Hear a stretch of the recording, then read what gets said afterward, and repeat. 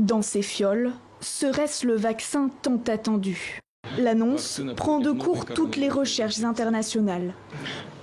Ce matin, le premier vaccin contre le nouveau coronavirus a été enregistré. Je sais qu'il est assez efficace et procure une immunité durable.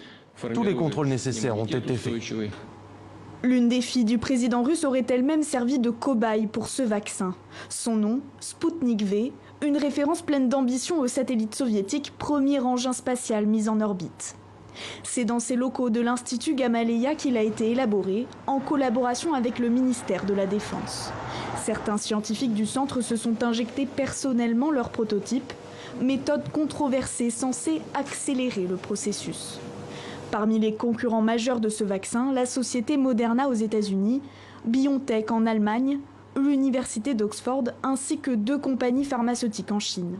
Tous sont en phase 3, l'étape du test à grande échelle sur des milliers de personnes, sauf le vaccin russe.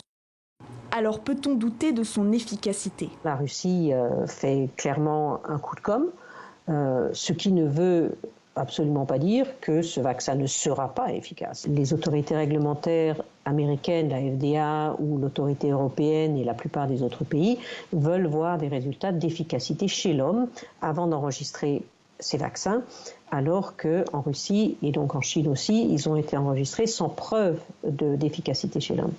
L'Organisation mondiale de la santé reste prudente. Nous sommes en contact avec les autorités russes et nous discutons d'une potentielle préqualification du vaccin par l'OMS.